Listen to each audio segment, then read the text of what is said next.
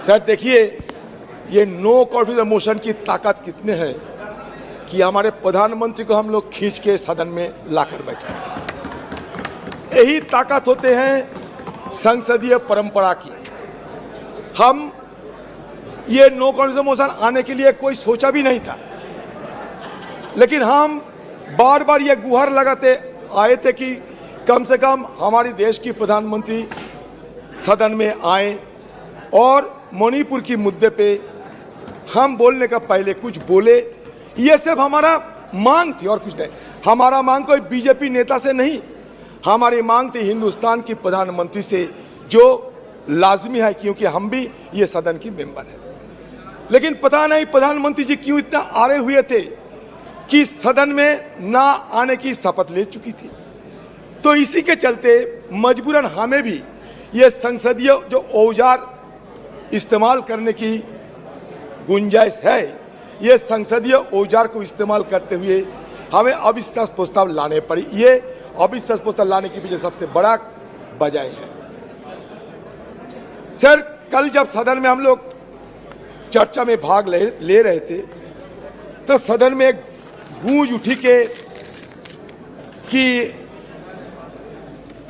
हमारे देश से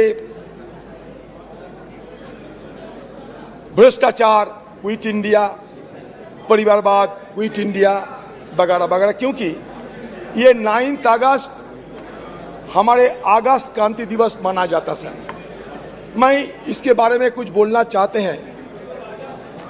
सर, भारत छोड़ो आंदोलन, जिसे अगस्त क्रांति के नाम से भी जाना जाता है, एक राष्ट्रव्यापी सविनय अवज्ञा आंदोलन था जिसका आह्वान 7 अगस्त 1942 को अखिल भारतीय कांग्रेस समिति के बॉम्बे सत्र द्वारा किया गया था। इसकी शुरुआत 8 अगस्त को मुंबई के ग्वालियर टैंक मैदान में दिए गए अपने भारत छोड़ो अभियान के भाषण में गांधी जी के करो या मरो के आह्वान के अनुसार 9 अगस्त को हुई थी। अंग्रेजों ने 8 अगस्त को ही बड़े पैमाने पर लोगों की नजरबंदी के साथ अत्यंत तेजी की प्रतिक्रिया व्यक्त की। 1 लाख से अधिक गिरफ्तारियां की गई, जिनमें गांधी जी सहित कांग्रेस के शीर्ष नेतृत्व के नेता भी शामिल थे। बड़े पैमाने पर जुर्माना लगाया गया और प्रदर्शनकारियों को सार्वजनिक रूप से मारा पीटा गया। हिंसा में सैकड़ों नागरिक मारे गए, जिनमें से अनेक पुलिस और सेना की गोली से मारे गए। सर, मैं ये कहना चाहता हूं इसलिए कि इसके पहले भी मैसूर में एक भयानक नरसंहार हुआ था, जहां हिंदू महासभा और आरएसएस की बेहद करीबी मैसूर के राजा की सशस्त्र सेना ने तिरंगे को सलामी देने के लिए 22 कांग्रेस कार्यकर्ताओं को गोली मारकर हत्या कर दी थी। 1942 में कानपुर में हिंदू महासभा शासकों के साथ सहयोग करने की रणनीति को निम्नलिखित शब्दों में रेखांकित किया गया था। हिंदू महासभा को मानना है कि समस्त व्यवहारिक राजनीति का प्रमुख सिद्धांत अंग्रेजों के साथ उत्तरदायी सहयोग की नीति है। उत्तरदायी सहयोग की नीति जो बिना शर्त सहयोग से लेकर सक्रिय और यहाँ तक कि सशस्त्र प्रतिरोध तक देशभक्ति के क्रियाकलापों के संपूर्ण क्षेत्र को कवर करती है। समय की जरूरतों, हमारे निपटान में संसाधनों और हमारे राष्ट्रीय हित के निर्देशों के अनुसार खुद को अनुकूल बताती रहेगी। सर, इसके साथ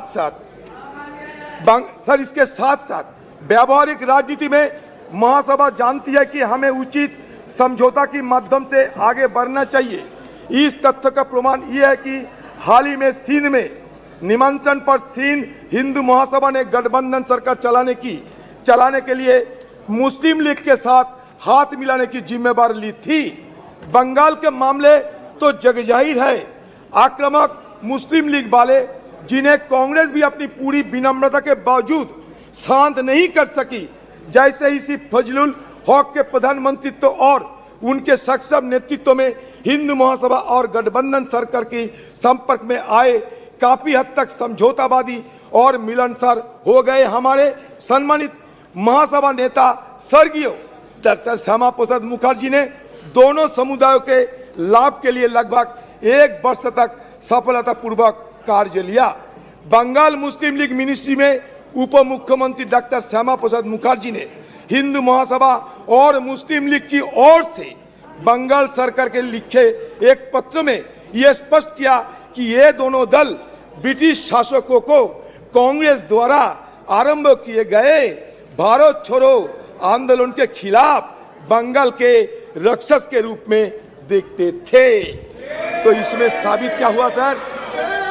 ब्रिटिश के तरफदारी करने वाले आपके पूर्वजों ने ये देश के लिए यही हमें दान किया था।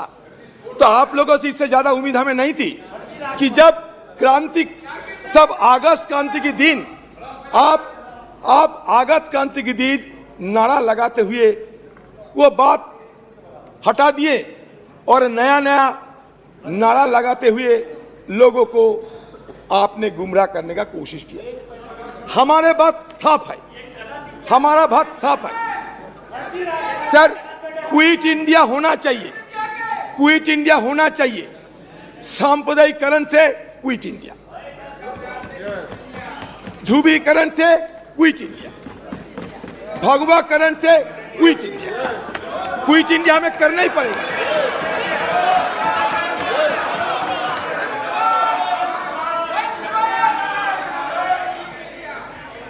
आजादी के शाम न हम होने देंगे। शहीदों की कुर्बानी को बदनाम ना होने देंगे। बची रहे एक बूंद लहू की रंगों में भारत माता की आंचल को बर्बाद नहीं होने देंगे। यही हमारा मकसद है। मैं सिर्फ ये कहना चाहते हैं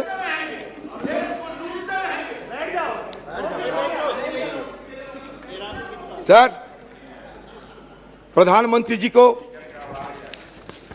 सम्मान के साथ ये कहना चाहते हैं कि देखिए प्रधानमंत्री जी, आप एक बार नहीं 100 बार प्रधानमंत्री बने, हमें कोई फर्क नहीं। इसमें हमें कोई लेना देना नहीं। हमें लेना देना भारत की आम जनता के साथ।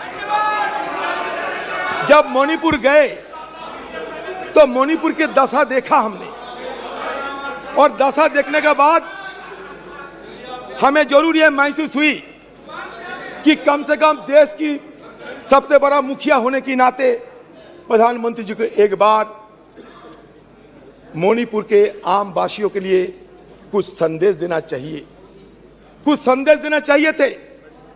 शांति की कोई पैगाम लेकर प्रधानमंत्री जी को खुद कोई कार्रवाई करना चाहिए थे। कम से कम